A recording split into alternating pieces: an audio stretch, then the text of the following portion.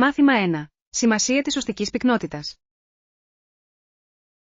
Η διατήρηση της οστικής πυκνότητας είναι ζωτικής σημασίας καθώς γερνάμε, δεν νομίζετε? Απολύτως. Τα γερά οστά είναι σημαντικά για τη γενική υγεία. Ποιες είναι μερικές δραστηριότητες που πιστεύετε ότι βοηθούν σε αυτό? Οι ασκήσεις με βάρη είναι εξαιρετικές για την ενδυνάμωση των οστών. Ναι, μου αρέσει να τα ενσωματώνω στη ρουτίνα μου. Ποια είναι η αγαπημένη σας προπόνηση? Μου αρέσει η γιόγκα γιατί χτίζει δύναμη και ευελιξία ταυτόχρονα. Αυτή είναι μια εξαιρετική επιλογή. Η γιόγκα βοηθά επίσης στην ισορροπία, η οποία είναι σημαντική για την πρόληψη των πτώσεων. Ακριβώς. Και είναι επίσης χαλαρωτικό, το οποίο είναι ένα μπόνους. Έχετε δοκιμάσει κάποια νέα άσκηση πρόσφατα? Μάθημα 2. Εξερεύνηση νέων ιδεών. Νομίζω ότι αξίζει να εξερευνήσετε και να πειραματιστείτε με νέες ιδέες. Σύμφωνος. Η καινοτομία συχνά προέρχεται από την προσπάθεια κάτι διαφορετικό. Ποιοι τομείς πιστεύετε ότι ωφελούνται περισσότερο από το δημιουργικό καταιγισμό ιδεών? Πιστεύω ότι η τέχνη και η τεχνολογία είναι δύο τομείς που ευδοκιμούν σε φρέσκες ιδέες. Απολύτως. Η συνεργασία μπορεί να οδηγήσει σε απίστευτα αποτελέσματα σε αυτούς τους τομείς. Λοιπόν, πώς μπορούμε να ενθαρρύνουμε τον καταιγισμό ιδεών σε ομαδικό περιβάλλον? Η δημιουργία ενός ανοιχτού περιβάλλοντος όπου όλοι νιώθουν ασφαλείς να το μοιραστούν είναι ζωτικής σημασίας. Ναι, και μερικές φορές, η χρήση προτροπών μπορεί να βοηθήσει να πυροδοτήσει τη δημιουργικότητα. Αυτό είναι ένα καλό σημείο. Τι είδους προτροπές πιστεύετε ότι λειτουργούν καλύτερα? Μάθημα 3. Υπερνίκηση της ντροπαλότητας. Φαίνεται ότι μερικοί άνθρωποι παλεύουν με τη ντροπαλότητα σε ομαδικά περιβάλλοντα. Ναι, είναι σύνηθες για τα άτομα να αισθάνονται ήσυχα και να μην ξεκινούν συζητήσεις. Τι πιστεύετε ότι προκαλεί αυτόν τον δισταγμό? Νομίζω ότι ο φόβος της κρίσης παίζει σημαντικό ρόλο. Οριστικά. Μπορεί να είναι τρομακτικό να βάζεις τον εαυτό σου εκεί έξω.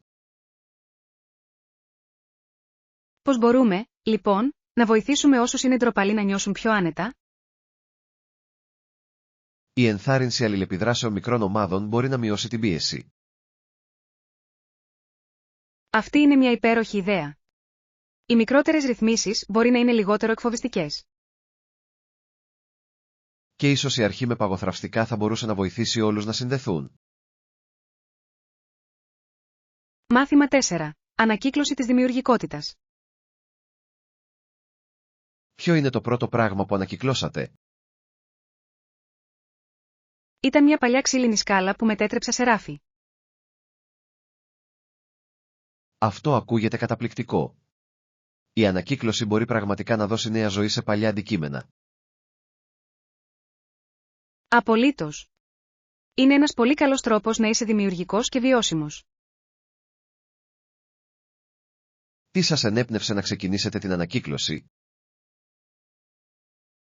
Ήθελα να μειώσω τα απόβλητα και να βρω μοναδική διακόσμηση για το σπίτι μου.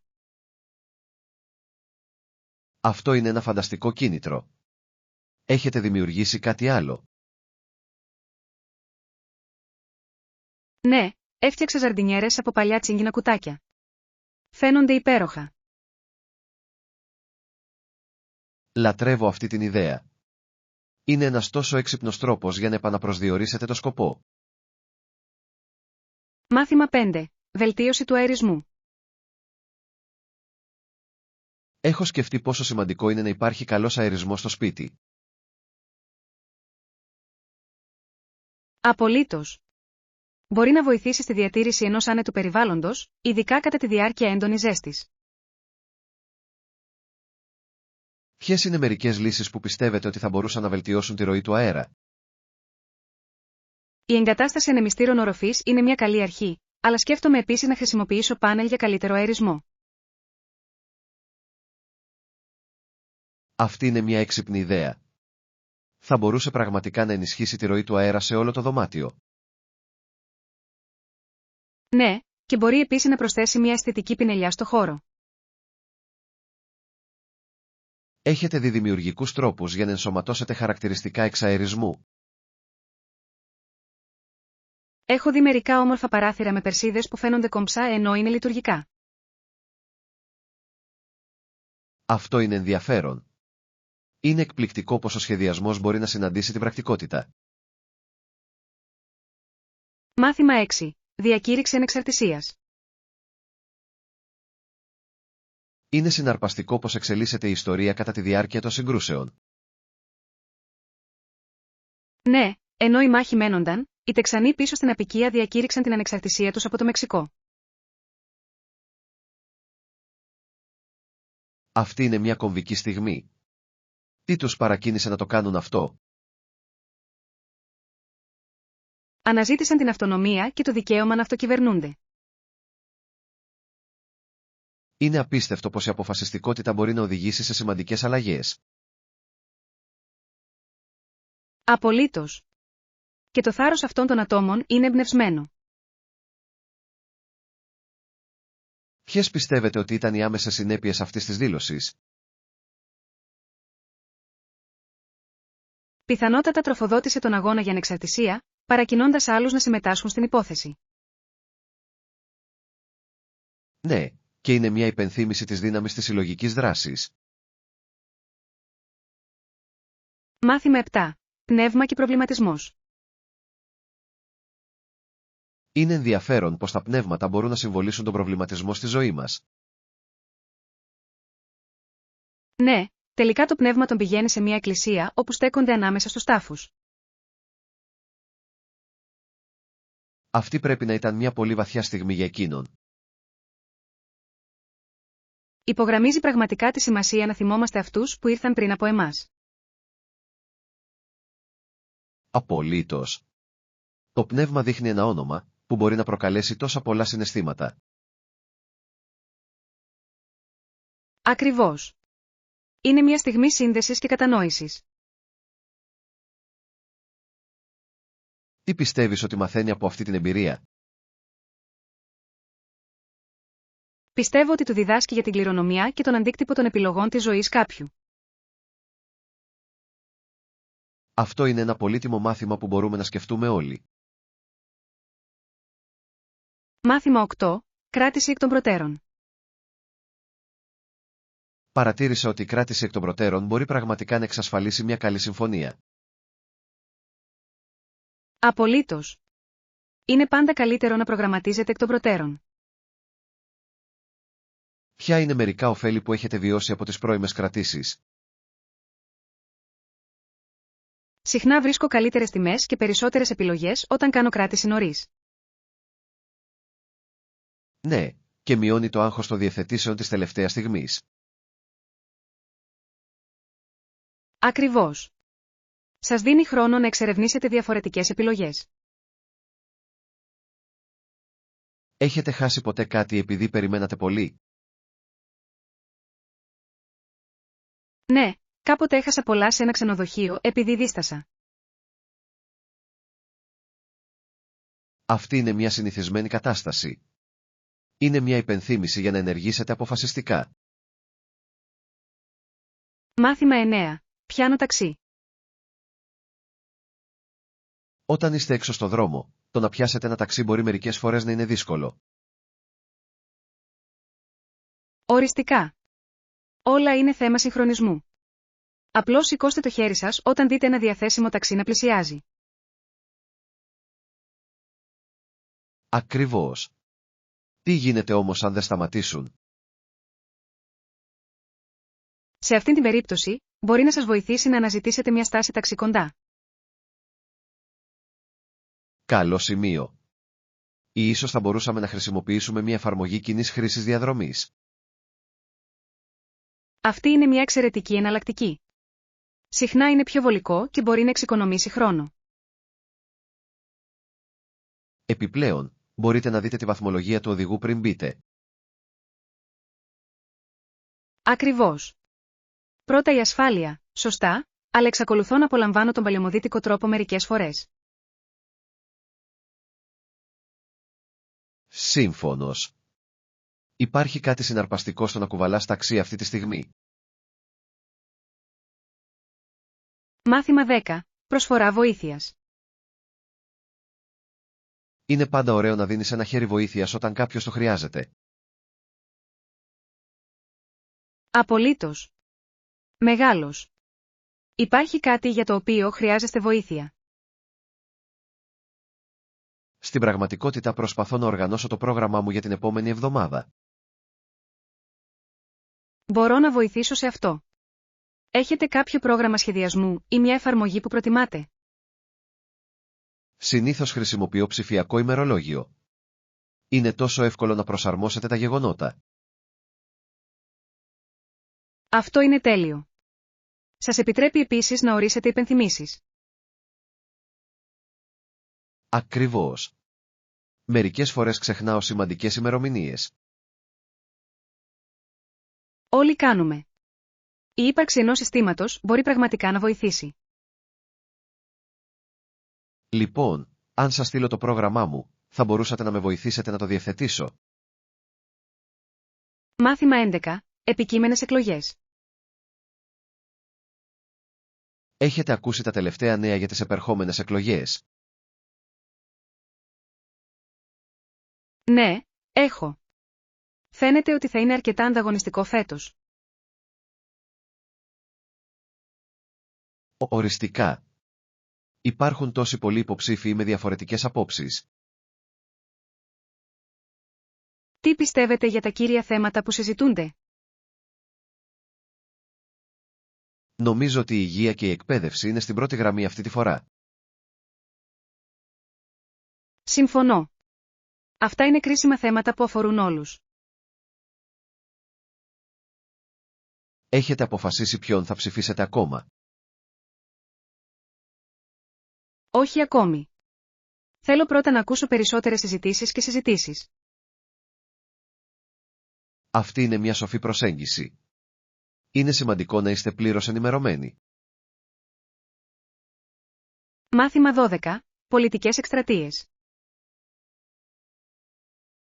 Είναι συναρπαστικό να βλέπεις πως αναπτύσσονται οι πολιτικές δεξιότητες με την πάροδο του χρόνου. Ναι, συμμετέχοντας στενά στην εκστρατεία του πατέρα του για πρόεδρο το 1988, ανέπτυξε πολλές από αυτές τις δεξιότητες. Αυτή πρέπει να ήταν μια απίστευτη μαθησιακή εμπειρία για εκείνον. Απολύτως. Το να βρίσκεστε σε αυτό το περιβάλλον μπορεί να σας διδάξει τόσα πολλά για την ηγεσία και τη στρατηγική. Τι πιστεύετε ότι έμαθε περισσότερο από αυτή την εμπειρία? Πιστεύω ότι απέκτησε πολύτιμες γνώσεις σχετικά με τη δημόσια ομιλία και τη διαπραγμάτευση. Αυτές οι δεξιότητες είναι απαραίτητες στην πολιτική. Μπορούν πραγματικά να επηρεάσουν την επιτυχία μιας καμπάνιας. Οριστικά. Έχει να κάνει με τη σύνδεση με τους ανθρώπους και την κατανόηση των αναγκών τους. Και πώς να μεταφέρετε μηνύματα αποτελεσματικά, σωστά. Μάθημα 13. Ολοκλήρωση σχεδίων. Τέλειος. Ενημερώστε με όταν βρείτε ξενοδοχείο. Φυσικά, και μετά μπορούμε να ολοκληρώσουμε το σχέδιο για το ταξίδι μας. Θα είναι υπέροχο να έχετε ρυθμίσει τα πάντα εκ των προτέρων. Απολύτως. Κάνει το ταξίδι πολύ πιο εύκολο. Έχετε υπόψη σας κάποια συγκεκριμένα ξενοδοχεία? Εξετάζω μερικές επιλογές που έχουν εξαιρετικές κριτικές. Αυτό είναι έξυπνο. Οι κριτικές μπορούν πραγματικά να βοηθήσουν στον περιορισμό των επιλογών. Ναι, και εξετάζω επίσης την τιμή και την τοποθεσία. Αυτοί είναι βασικοί παράγοντες. Το να βρίσκεστε κοντά σε αξιοθέατα είναι ένα μπόνους. Μάθημα 14. Μιλιές ως μνημεία. Μέσα από αυτή την περιοχή υπάρχουν εκατοντάδες μιλιές. Αυτές οι μιλιές είναι το πιο κατάλληλο μνημείο του Τζον Τσάπμαν. Είναι εκπληκτικό πως η φύση μπορεί να τιμήσει την κληρονομιά κάποιου με αυτόν τον τρόπο. Ναι, και παρέχουν επίσης ένα όμορφο τοπίο. Μου αρέσει η ιδέα να φυτεύω δέντρα για να θυμάμαι κάποιον. Είναι ένα ζωντανός φόρος τιμής που συνεχίζει να αυξάνεται. Επιπλέον, τα μήλα είναι ένα τέτοιο σύμβολο υγείας και ζωτικότητας. Ακριβώς. Αντιπροσωπεύουν τροφή και ζωή. Τι πιστεύετε ότι θα σκεφτόταν ο Τσάπμαν για αυτή την κληρονομιά? Μάθημα 15. Κατανόηση των γειτόνων. Είναι ενδιαφέρον να σκεφτόμαστε ότι είσαι παιδί του δημιουργού όλων. Ναι, τότε είναι έτοιμος να δει τους γειτονές σου στον κόσμο. Αυτή είναι μια βαθιά σκέψη. Πώς πιστεύεις ότι τα αντιλαμβάνεται? Φαντάζομαι ότι βλέπει την ομορφιά σε κάθε άνθρωπο, παρά τις διαφορές τους. Ακριβώς. Είναι μια υπενθύμηση της κοινής μας ανθρωπιάς. Και η αναγνώριση των συνδέσεων που έχουμε όλοι είναι ζωτικής σημασίας. Ποιοι πιστεύετε ότι είναι μερικοί τρόποι για να ενισχύσετε αυτές τις συνδέσεις? Οι απλές πράξεις καλοσύνης μπορούν να βοηθήσουν πολύ στην οικοδόμηση σχέσεων. Απολύτως. Έχει να κάνει με το να προσεγγίζεις το χέρι και να δείχνει συμπόνια. Μάθημα 16. Κάνοντας σχέδια. Δωρεάν. Τι θα λέγατε για αυτό το απόγευμα του Σαββάτου? Σε κάνει αυτό? Αυτό ακούγεται υπέροχο. Είμαι διαθέσιμος τότε. Τέλειος. Καμιά ιδέα για το τι πρέπει να κάνουμε?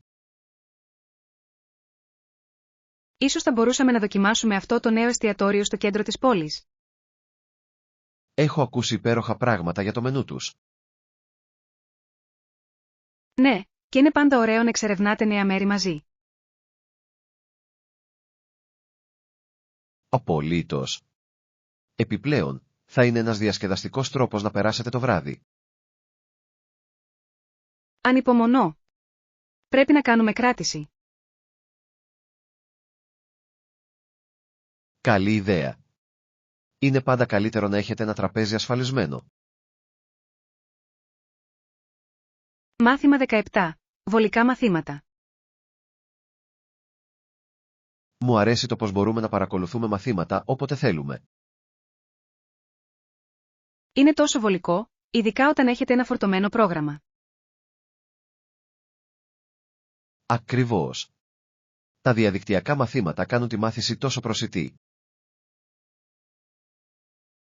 Ναι, και μας επιτρέπουν να μαθαίνουμε με τον δικό μας ρυθμό. Έχετε κάποιο αγαπημένο μάθημα που μελετάτε αυτή τη στιγμή? Απολαμβάνω πραγματικά το μάθημα ψηφιακού μάρκετινγκ. Αυτό ακούγεται ενδιαφέρον. Είναι ένα τόσο σχετικό πεδίο αυτές τις μέρες. Απολύτως. Και οι δεξιότητες που μαθαίνω μπορούν να εφαρμοστούν σε πολλούς τομείς. Βρήκατε ιδιαίτερες προκλήσεις με τη διαδικτυακή μάθηση? Μάθημα 18. Να θυμόμαστε τις θυσίες. Είναι σημαντικό να θυμόμαστε όλους τους ανθρώπους που πέθαναν για την πατρίδα τους. Ναι, και αυτές οι θυσίες δεν πρέπει ποτέ να ξεχαστούν. Κάθε άτομο έχει μια ιστορία και έναν λόγο που τσακώθηκε. Ακριβώς. Η γενναιότητα τους αξίζει αναγνώρισης. Τα Χριστούγεννα έρχονται το Δεκέμβριο, μια εποχή για προβληματισμό και ευγνωμοσύνη. Ναι, είναι μια υπενθύμηση ειρήνης και ενότητας. Πιστεύετε ότι πρέπει να κάνουμε περισσότερες συζητήσεις για αυτά τα θέματα? Οριστικά. Μας βοηθά να κατανοήσουμε καλύτερα την ιστορία μας. Και ενθαρρύνει την εκτίμηση για τις ελευθερίες που απολαμβάνουμε. Μάθημα 19. Συστάσεις για ταξίδια. Αυτό είναι καθησυχαστικό. Σκοπεύω να ταξιδέψω στην Ευρώπη του χρόνου. Πόσο συναρπαστικό! Έχετε υπόψη σας κάποιες συγκεκριμένες χώρες? Σκέφτομαι να επισκεφτώ την Ιταλία και τη Γαλλία. Κάποιες συστάσεις? Απολύτως. Πρέπει να δείτε την τέχνη στη Φλωρεντία και τον πύργο του Άιφελ στο Παρίσι. Ακούγονται καταπληκτικά. Έχω ακούσει επίσης υπέροχα πράγματα για το φαγητό και στα δύο μέρη. Ναι. Τα ζυμαρικά στην Ιταλία είναι απίστευτα και τα ατοσκευάσματα στη Γαλλία πρέπει να πεθάνουν. Ανυπομονώ να τα δοκιμάσω. Τι γίνεται με τα κρυμμένα πετράδια που δεν είναι τόσο τουριστικά? Σκεφτείτε να επισκεφτείτε μικρότερες πόλεις όπως το Cinque Terre στην Ιταλία ή την Αλσατία στη Γαλλία. Υπέροχες ιδέες. Μου αρέσει να εξερευνώ τη μεπατημένη διαδρομή. Μάθημα 20. Συνηγορία των ανθρωπίνων δικαιωμάτων. Είναι σημαντικό να μιλήσουμε ενάντια στις παραβιάσεις των ανθρωπίνων δικαιωμάτων. Απολύτως.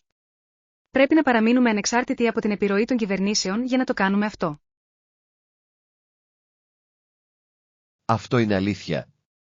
Είναι ζωτική σημασίας να παραμείνουμε αντικειμενικοί και να δίνουμε προτεραιότητα στην ανθρώπινη αξιοπρέπεια.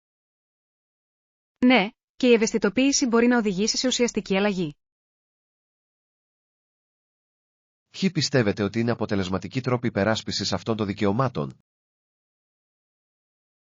Τα μέσα κοινωνικής δικτύωσης μπορούν να είναι ισχυρά για τη διάδοση πληροφοριών και την κινητοποίηση υποστήριξης. Οριστικά. Συνδέει ανθρώπους σε όλο τον κόσμο για έναν κοινό σκοπό. Επίσης, τα κινήματα βάσης μπορούν να επηρεάσουν σημαντικά τις τοπικές κοινωνίες. Ακριβώς. Κάθε φωνή έχει σημασία όταν αγωνιζόμαστε για δικαιοσύνη. Μάθημα 21. Ιστορικό πλαίσιο. Ο αγροτικός οικισμός στο Port Royal στη σημερινή Νέα Σκωτία ήταν σημαντικός. Ναι, έπαιξε κρίσιμο ρόλο στην πρώιμη απικιακή ιστορία. Αν και το Port Royal και άλλες απικίες ήταν πολύ ανάμεικτες, ήταν ένα χωνευτήρι πολιτισμών. Ακριβώς. Αυτή η διαφορετικότητα διαμόρφωσε την κοινότητα με πολλούς τρόπους. Ποιες πιστεύετε ότι ήταν οι προκλήσεις που αντιμετώπισαν τότε? Έπρεπε να προσαρμοστούν σε νέα περιβάλλοντα και να χτίσουν σχέσεις με αυτόχθονες πληθυσμούς. Αυτό είναι αλήθεια. Η συνεργασία ήταν απαραίτητη για την επιβίωση και την ανάπτυξη. Ναι, και έθεσε τα θεμέλια για μελλοντικούς οικισμούς στην περιοχή. Είναι συναρπαστικό πως ξετυλίγεται η ιστορία μέσα από αυτές τις πρώιμες αλληλεπιδράσεις. Μάθημα 22. Διαρρύθμιση δωματίων. Οι άνθρωποι μένουν στο δωμάτιο για το Σαββατοκύριακο. Πόσοι είμαστε εκεί? Είμαστε 3, οπότε χρειαζόμαστε ένα επιπλέον κρεβάτι. Αυτό είναι λογικό. Έχετε σκεφτεί πώς να τακτοποιήσετε τον χώρο? Σκεφτόμουν να χρησιμοποιήσω ένα πτυσσόμενο κρεβάτι για να εξοικονομήσω χώρο. Αυτή είναι μια έξυπνη ιδέα. Μπορεί εύκολα να αποθηκευτεί όταν δεν χρησιμοποιείται. Ακριβώς. Επιπλέον, διατηρεί το δωμάτιο τακτοποιημένο. Τι γίνεται με τους κοινόχρηστους χώρους, πρέπει να τα κάνουμε και αυτά άνετα. Σύμφωνος. Ένα άνετο καθιστικό θα ήταν ιδανικό για να χαλαρώσετε μαζί. Μάθημα 23. Pad Thai Delight. Αυτή η συνταγή φαίνεται αρκετά απλή στην εφαρμογή. Αυτό είναι υπέροχο. Λατρεύω το Pad Thai. Οπότε ποιο είναι το επόμενο βήμα? Πρώτα πρέπει να μαζέψουμε όλα τα υλικά. Ναι, έχω έτοιμα τα noodles και τη σάλτσα. Τι άλλο χρειαζόμαστε? Θα χρειαστούμε φρέσκα λαχανικά και φιστίκια για γαρνίρισμα. Ακούγεται νόστιμο. Μπορώ να ψιλοκόψω τα λαχανικά ενώ μαγειρεύετε τα noodles. Τέλεια ομαδική δουλειά. Μπορώ ήδη να μυρίσω τις γεύσεις που ενώνονται. Είναι ένα τόσο ανακουφιστικό πιάτο. Σας αρέσει να μαγειρεύετε συχνά? Το κάνω. Είναι ένας διασκεδαστικός τρόπος έκφρασης της δημιουργικότητας. Μάθημα 24. Έναρξη συνομιλιών. Δεν είμαι σίγουρος πώς να ξεκινήσω μια συζήτηση μερικές φορές. Μπορεί να είναι δύσκολο. Ένας πολύ καλός τρόπος είναι να κάνετε ερωτήσεις ανοιχτού τύπου. Αυτό είναι λογικό. Ενθαρρύνει πιο εμπεριστατωμένες απαντήσεις. Ακριβώς. Δείχνει ότι ενδιαφέρεστε πραγματικά για τις σκέψεις τους. Ποιες είναι μερικές καλές ερωτήσεις ανοιχτού τύπου για να δοκιμάσετε? Θα μπορούσατε να ρωτήσετε για τους αγαπημένους ταξιδιωτικούς προορισμούς ή τα χόμπι τους. Είναι υπέροχες ιδέες. Σίγουρα θα το έχω υπόψη μου. Και μην ξεχνάτε να ακούτε ενεργά τις απαντήσεις τους. Χτίζει σχέσεις. Δικαίωμα. Η συμμετοχή στη συζήτηση είναι εξίσου σημαντική. Μάθημα 25. Ανθεκτικά προϊόντα. Οι κριτικές λένε ότι είναι ανθεκτικό και κατασκευασμένο από μασίφ ξύλο. Αυτό φαίνεται πολλά υποσχόμενο. Προτιμώ πάντα ποιοτικά υλικά. Ναι, διαρκούν περισσότερο και συχνά είναι πιο ευχάριστα αισθητικά. Ακριβώς. Επιπλέον, το μασίφ ξύλο δίνει μια ζεστή αίσθηση σε κάθε χώρο. Έχετε δει κάποια συγκεκριμένα αντικείμενα που σας τράβηξαν την προσοχή? Κοίταξα μερικά έπιπλα που ταιριάζουν σε αυτή την περιγραφή. Αυτό είναι υπέροχο. Η επένδυση σε καλά έπιπλα είναι σοφή. Οριστικά. Μπορεί πραγματικά να βελτιώσει τη συνολική εμφάνιση ενός δωματίου. Ας φροντίσουμε να ελέγξουμε και την εγγύηση. Μάθημα 26. Επιστημονικά στοιχεία. Υπήρχε κάποια αντίθεση σε αυτή τη θεωρία στην αρχή. Αλλά από τότε, έχει υποστηριχθεί από στοιχεία από πολλούς τομείς της επιστήμης. Ακριβώς. Είναι συναρπαστικό πως η έρευνα μπορεί να αλλάξει τις αντιλήψεις. Ναι, η επιστήμη εξελίσσεται συνεχώς καθώς γίνονται νέες ανακαλύψεις. Ποιοι πιστεύετε ότι είναι ορισμένοι βασικοί τομείς στους οποίους προέκυψαν αυτά τα στοιχεία? Τα πεδία της βιολογίας και της περιβαλλοντικής επιστήμης έχουν συμβάλει σημαντικά. Αυτό είναι αλήθεια. Παρέχουν δεδομένα που μας βοηθούν να κατανοήσουμε πολύπλοκα συστήματα. Και είναι σημαντικό για τους ανθρώπους να ενημερώνονται για αυτές τις εξελίξεις. Απολύτως. Η γνώση μας δίνει τη δυνατότητα να παίρνουμε καλύτερες αποφάσεις. Μάθημα 27. Δυναμική κοινότητας. Από το κέντρο της κοινότητας κάποιοι φαίνεται να θέλουν να κινηθούν προς την αντίθετη κατεύθυνση. Ναι, είναι ενδιαφέρον να βλέπεις πως οι απόψεις μπορεί να διαφέρουν μέσα σε μια κοινότητα. Αναρωτιέμαι τι οδηγεί αυτή την επιθυμία για αλλαγή. Θα μπορούσε να είναι μια απάντηση σε νέες προκλήσεις ή μια όθηση για εξυγχρονισμό. Αυτό είναι λογικό. Αλλά είναι σημαντικό να ισορροπήσουμε την παράδοση και την πρόοδο. Ακριβώς. Πρέπει να βρούμε κοινό έδαφος για να προχωρήσουμε μαζί. Υπήρξαν επιτυχημένες πρωτοβουλίες για να ενωθούν όλοι. Έχω ακούσει για συναντήσεις της κοινότητας με στόχο την προώθηση του διαλόγου. Αυτό είναι ένα βήμα προς τη σωστή κατεύθυνση. Η ανοιχτή επικοινωνία είναι ζωτικής σημασίας. Μάθημα 28. Δημιουργικές διεξόδους. Τώρα, τι λέτε για εσάς, τι ασχολείσαι τελευταία? Πρόσφατα άρχισα να ζωγραφίζω. Είναι μια μεγάλη δημιουργική διέξοδος. Αυτό ακούγεται συναρπαστικό. Τι σας ενέπνευσε να ξεκινήσετε? Ήθελα έναν τρόπο να εκφράσω τα συναισθήματά μου και να χαλαρώσω μετά από μια κουραστική μέρα. Η τέχνη είναι ένας τόσο θεραπευτικός τρόπος χαλάρωσης. Τι σου αρέσει να ζωγραφίζεις? Μου αρέσουν τα τοπία, ειδικά οι φυσικές σκηνές. Αυτά πρέπει να είναι όμορφα. Η φύση προσφέρει τόση έμπνευση. Ναι, και με βοηθά να συνδεθώ με το περιβάλλον μου.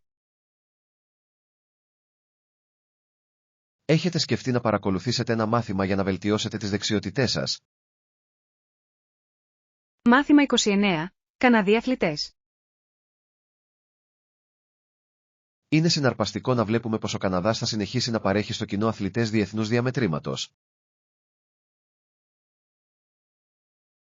Απολύτως. Ο ανταγωνισμός με τους καλύτερους είναι μια τέτοια πηγή υπερηφάνειας. Ναι, και πραγματικά δείχνει το ταλέντο που έχουμε σε αυτή τη χώρα. Πώς πιστεύετε ότι προετοιμάζονται για τέτοιους αγώνες υψηλού επίπεδου? Τα προγράμματα κατάρτισης πρέπει να είναι αυστηρά, εστιάζοντας τόσο σε σωματικές όσο και σε ψυχικές πτυχές. Οριστικά. Η ψυχική σκληρότητα είναι εξίσου σημαντική με τη σωματική δύναμη. Έχετε ακολουθήσει κανέναν Καναδό αθλητή που σας εμπνέει? Ναι, θαυμάζω μερικούς από τους Ολυμπιακούς για την αφοσίωση και την επιμονή τους. Αποτελούν πραγματικά σπουδαία παραδείγματα για τις νεότερες γενιές. Μάθημα 30. Ευαισθητοποίηση σεξουαλικής υγείας. Είναι σημαντικό να συζητήσουμε πως είναι δυνατόν οι γυναίκες να εμπλακούν σε σεξουαλική επαφή χωρίς μεγάλο κίνδυνο ανεπιθύμητης εγκυμοσύνης. Ναι, και η κατανόηση των επιλογών αντισύλληψης παίζει καθοριστικό ρόλο σε αυτό. Ακριβώς. Υπάρχουν διάφορες διαθέσιμες μέθοδοι, από χάπια έως συσκευές μακράς δράσης. Αυτό είναι σωστό. Είναι σημαντικό για τις γυναίκες να ενημερώνονται και να αισθάνονται ενδυναμωμένες στις επιλογές τους. Η επικοινωνία με τους εταίρους σχετικά με αυτές τις επιλογές είναι επίσης ζωτικής σημασίας. Απολύτως. Οι ανοιχτές συζητήσεις μπορούν να βοηθήσουν να διασφαλιστεί ότι και οι δύο εταίροι αισθάνονται άνετα. Ποιες πιστεύετε ότι είναι κοινές παρανοήσεις σχετικά με αυτό το θέμα? Πολλοί άνθρωποι εξακολουθούν να πιστεύουν ότι η αντισύλληψη δεν είναι αποτελεσματική, κάτι που δεν είναι αλήθεια. Ναι, η κατανόηση του πώς λειτουργεί κάθε μέθοδος μπορεί να διαλύσει αυτούς τους μύθους. Μάθημα 31. The Maid of the Mist. Υπάρχει ένας ειδικός θρύλος που ονομάζεται Maid of the Mist. Ναι. Είναι συναρπαστικό πως οι θρύλοι μπορούν να αιχμαλωτίσουν τη φαντασία. Οι ιστορίες για τους τολμηρούς που αντιμετώπισαν τις πτώσεις είναι συγκλονιστικές. Απολύτως.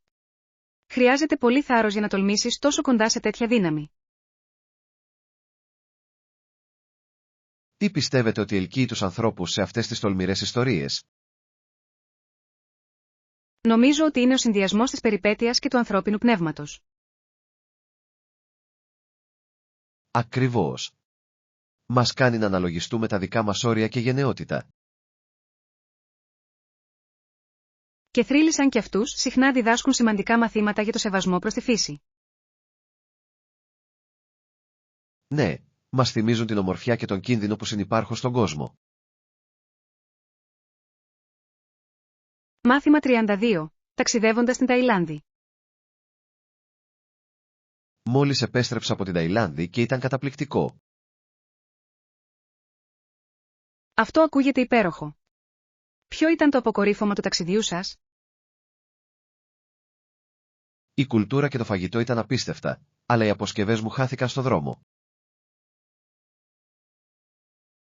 Όχι. Αυτό πρέπει να ήταν αγχωτικό. Πώς τα κατάφερες?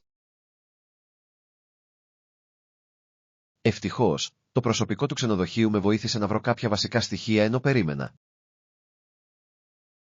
Αυτό είναι μια ανακούφιση. Είναι υπέροχο όταν οι άνθρωποι είναι πρόθυμοι να σε βοηθήσουν. Ναι, και μου άρεσε ακόμα να εξερευνώ τις αγορές και να δοκιμάζω τοπικά πιάτα. Ποιο ήταν το αγαπημένο σου πιάτο? Σίγουρα Pad Thai. Δεν έμοιαζε με οτιδήποτε είχα πριν. Μάθημα 33. Διάσωση ενός γεύματος. Είναι εντάξει. Μπορούμε ακόμα να σώσουμε το γεύμα που σχεδιάσαμε. Απολύτως. Τι προτείνετε να κάνουμε για να το διορθώσουμε? Ίσως προσαρμόσουμε λίγο τη συνταγή και προσθέσουμε κάποια νέα υλικά. Ακούγεται καλή ιδέα. Λίγη δημιουργικότητα μπορεί να πάει πολύ μακριά. Ναι. Μπορούμε να ενσωματώσουμε ό,τι έχουμε στο ψυγείο. Μεγάλος. Ας το αξιοποιήσουμε καλύτερα και ας απολαύσουμε τη διαδικασία μαγειρέματος. Ακριβώς. Το μαγείρεμα θα πρέπει να είναι διασκεδαστικό, ακόμα και όταν τα πράγματα δεν πάνε όπως τα σχεδίαζαν. Συμφωνώ. Το παν είναι να απολαμβάνετε τη στιγμή μαζί. Την επόμενη φορά, θα ελέγξουμε ξανά τα συστατικά μας πριν ξεκινήσουμε. Μάθημα 34. Πετώντας για πρώτη φορά. Αν είναι η πρώτη φορά που πετάτε, μην ανησυχείτε. Το εκτιμώ αυτό. Έχω ακούσει ότι μπορεί να είναι λίγο συντριπτικό. Υπάρχουν περίπτερα self-service που κάνουν το check-in πολύ πιο εύκολο. Αυτό είναι καλό να το γνωρίζετε. Σίγουρα θα τα ψάξω. Και το προσωπικό θα είναι διαθέσιμο να σας βοηθήσει εάν έχετε οποιασδήποτε ερωτήσεις. Αυτό είναι καθησυχαστικό. Νιώθω λίγο πιο σίγουρος τώρα. Απλά θυμηθείτε να φτάσετε νωρίς για να δώσετε στον εαυτό σας άφθονο χρόνο. Μεγάλη συμβουλή. Θέλω να βεβαιωθώ ότι όλα πάνε ομαλά. Θα τα πας υπέροχα. Απολαύστε τον ενθουσιασμό της πρώτης σας πτήσης. Μάθημα 35. Καλλιτεχνικές πλευρές. Δεν θα μπορούσα να συμφωνήσω περισσότερο. Είναι ένας υπέροχος τρόπος να καλλιεργήσουμε την καλλιτεχνική μας πλευρά στο σπίτι. Απολύτως. Η ενασχόληση με δημιουργικές δραστηριότητες μπορεί να είναι τόσο ικανοποιητική. Τι είδους καλλιτεχνικά έργα σας αρέσουν? Λατρεύω τη ζωγραφική και μερικές φορές ασχολούμαι με την αγκιοπλαστική. Αυτό ακούγεται φανταστικό. Πάντα θαύμαζα τη κεραμική. Είναι τόσο ικανοποιητικό να δημιουργείς κάτι με τα χέρια σου. Ναι. Είναι επίσης ένας πολύ καλός τρόπος για να εκφράσετε συναισθήματα. Ακριβώς. Έχετε κάποιο δημιουργικό χόμπι που σας αρέσει? Μου αρέσει η φωτογραφία. Το να καταγράφει στιγμές είναι μια ξεχωριστή εμπειρία.